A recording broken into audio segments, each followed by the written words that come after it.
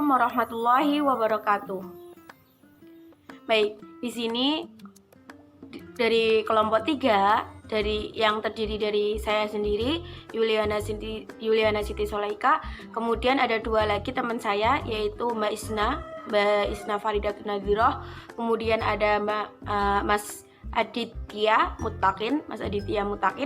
Dan di sini kami bertiga ingin mempresentasikan hasil makalah kami tentang metode penelitian kuantitatif yang terfokuskan pada materi cluster sampling. Oke, sebelum memasuki lebih lanjut tentang apa itu cluster sampling, ketika kita berbicara tentang penelitian, tentunya seorang peneliti itu pasti akan melakukan kegiatan analisis terlebih dahulu. Apa gunanya analisis tersebut? Yaitu gunanya untuk mengetahui kekurangan dan juga kelebihan sesuatu tersebut, ataupun bisa jadi dengan diadakannya analisis, seorang peneliti itu dapat menemukan suatu hal yang baru. Nah, di sini kita akan membahas tentang metode sampling. Salah satunya yaitu tentang probability sampling ataupun cluster sampling. Apa cluster sampling? Jadi cara pengambilan sampel dengan cara diklasterkan ataupun dikelompokkan. Setelah dikelompokkan itu diambil secara acak. Cluster sampling ataupun area sampling ini bisa disebut juga dengan cluster random sampling yang digunakan bila mana populasi itu berkelompok, diklasterkan. Kemudian pengambilan sampel pada cluster ini itu lebih mudah digunakan daripada kita menggunakan yang acak. Pengambilan sampel cluster sampling ini didesain yang efektif untuk memperoleh sejumlah informasi dengan biaya yang minimum sesuai kondisi. Nah, kondisi apa yang dimaksud di sini? Yaitu yang pertama, frame daftar elemen populasi yang baik tidak tersedia ataupun sangat mahal untuk diperoleh. Kemudian kondisi yang kedua, biaya untuk mendapatkan pengamatan meningkat seiring jarak yang memisahkan dari unsur-unsur yang meningkat juga. Kemudian katakanlah ketika sebuah penduduk itu ingin dijadikan ataupun digunakan sebagai sumber data, maka pengambilan sampelnya itu berdasarkan daerahnya, berdasarkan kelompok populasi yang telah ditetapkan. Pengambilan sampel ini hampir sama dengan teknik stratified sampling, seperti itu.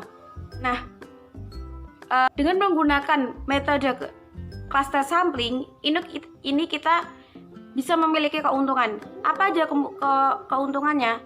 Keuntungannya yaitu kita bisa mendapatkan rendahnya biaya yang digunakan jika dibandingkan dengan menggunakan metode classified sampling. Sedangkan kekurangan ataupun kelemahannya dengan menggunakan metode cluster sampling ini salah satunya yaitu kurangnya efisien dalam proses pemilihan anggota sampel.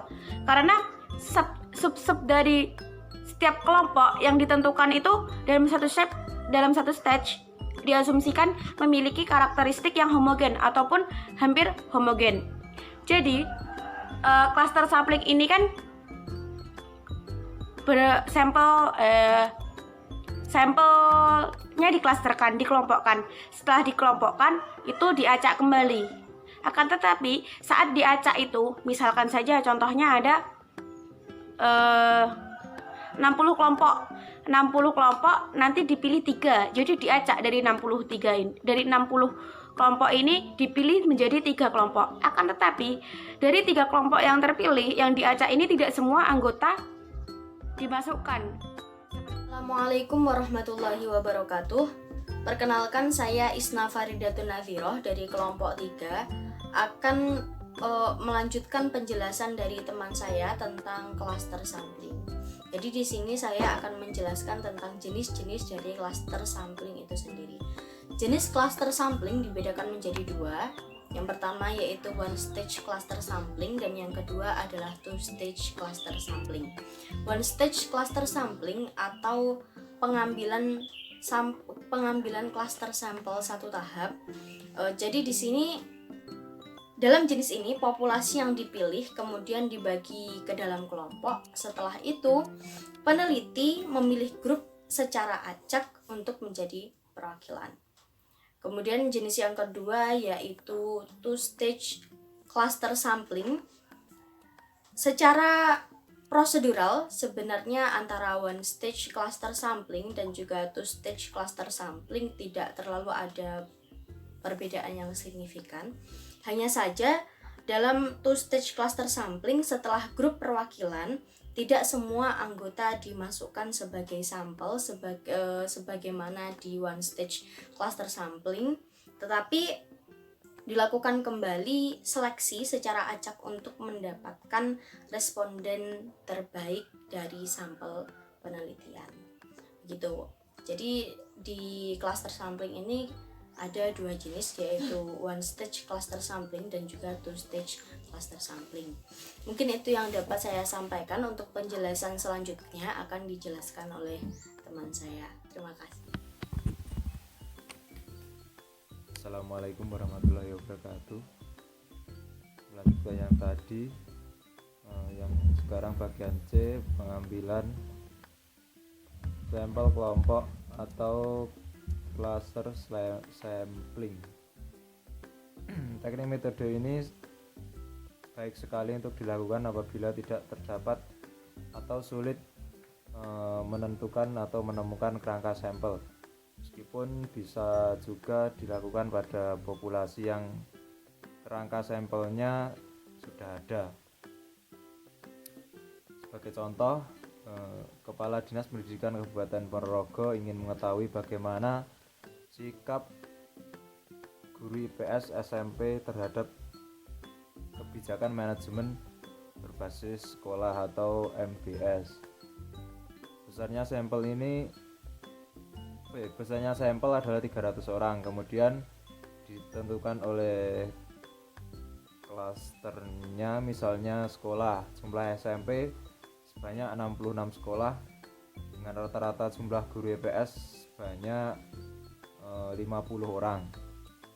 Maka jumlah klaster yang diambil adalah 300 dibagi 50 sama dengan 6. Kemudian dipilih secara 6.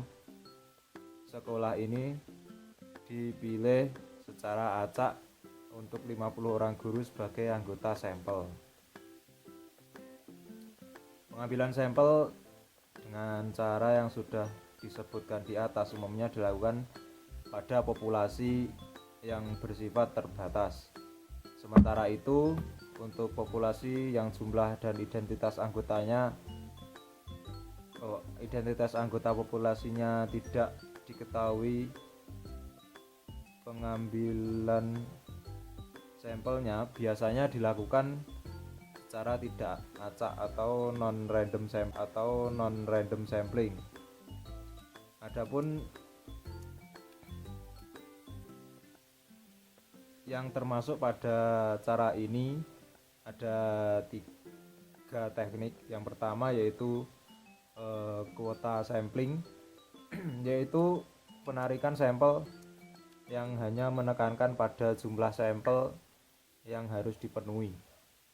Yang kedua, purposive sampling, pengambilan sampel hanya pada individu yang didasarkan pada pertimbangan dan karakteristik tertentu. Dan yang ketiga, accidental sampling, yaitu pengambilan sampel dengan jalan mengambil individu siapa saja yang dapat dijangkau. Mungkin cukup itu. Selanjutnya dilanjutkan oleh mbaknya. Ada kurang lebihnya saya mohon maaf. Wassalamualaikum warahmatullahi wabarakatuh.